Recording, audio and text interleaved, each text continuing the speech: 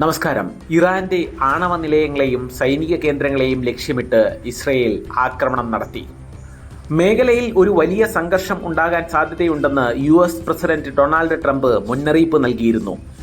ഇറാനെതിരെ തങ്ങൾ ആക്രമണം നടത്തിയത് മുൻകരുതൽ എന്ന നിലയിലാണെന്നും ആണവായുധം നിർമ്മിക്കുന്നതിന്റെ തൊട്ടടുത്ത് ഇറാൻ എത്തിയിരുന്നതായും അത് തങ്ങളുടെ നിലനിൽപ്പിന് ഭീഷണിയാണെന്നും അങ്ങനെയുള്ള സാഹചര്യത്തിൽ ഒരു തരത്തിലും ഇറാനെ ആണവായുധം നിർമ്മിക്കാൻ അനുവദിക്കില്ലെന്നും ഇസ്രയേൽ വ്യക്തമാക്കി.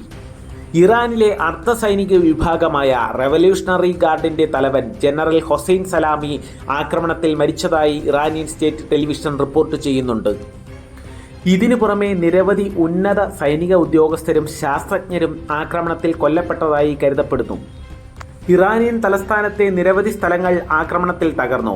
ആണവ സൈനിക കേന്ദ്രങ്ങൾ ലക്ഷ്യമിട്ടാണ് ഇസ്രയേൽ ആക്രമണം നടത്തിയത്. ഇറാന്റെ ആണവ പദ്ധതിക്കും ബാലിസ്റ്റിക് മിസൈൽ ആയുധശേഖരത്തിനും നേതൃത്വം നൽകുന്ന ഉദ്യോഗസ്ഥരെയും ആക്രമണത്തിൽ ലക്ഷ്യമിട്ടിരുന്നു. നതാൻസിലുള്ള ഇറാന്റെ യുറേനിയം സമ്പുഷ്ടീകരണ കേന്ദ്രത്തിൽ ഇസ്രയേൽ ആക്രമണം നടത്തിയതായി അന്താരാഷ്ട്ര ആണവോർജ ഏജൻസി സ്ഥിരീകരിച്ചിട്ടുണ്ട്. ഇറാന്റെ ആണവ പദ്ധതിയെ ചൊല്ലി ആശങ്ക വർദ്ധിച്ചതോടെ ഇസ്രയേൽ ഇറാനെ ആക്രമിക്കുന്നതിനുള്ള സാധ്യത നേരത്തെ തന്നെ വ്യക്തമായിരുന്നു. ഇറാനെതിരെയുള്ള ആക്രമണങ്ങളിൽ പങ്കാളികളല്ലെന്നും മേഖലയിലെ അമേരിക്കൻ സൈന്യത്തെ സംരക്ഷിക്കുക എന്നതാണ് തങ്ങളുടെ മുൻഗണനയെന്നും അമേരിക്ക ഇസ്രയേലിന്റെ ഇറാൻ ആക്രമണത്തോട് പ്രതികരിച്ചത്. ഇറാന്റെ ഭാഗത്തു നിന്ന് തിരിച്ചടികൾ ഉണ്ടാകാനുള്ള സാധ്യതകൾ മുൻനിർത്തി ഇസ്രയേൽ വലിയ രീതിയിലുള്ള മുന്നൊരുക്കങ്ങളാണ് നടത്തുന്നത്. രാജ്യത്താകെ അടിയന്തരാവസ്ഥ പ്രഖ്യാപിച്ചിട്ടുണ്ട്.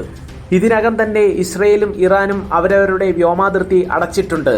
ആക്രമണങ്ങൾക്ക് ശേഷം ഇസ്രയേലിനും അവിടുത്തെ സാധാരണക്കാർക്കും നേരെ മിസൈൽ ഡ്രോൺ ആക്രമണങ്ങൾ ഉടൻ പ്രതീക്ഷിക്കുന്നുവെന്ന് ഇസ്രയേൽ വ്യക്തമാക്കി. പശ്ചിമേഷ്യ വലിയൊരു സംഘർഷത്തിലേക്ക് പോയിക്കൊണ്ടിരിക്കുകയാണെന്നാണ് പുറത്തുവരുന്ന റിപ്പോർട്ടുകൾ സൂചിപ്പിക്കുന്നത്.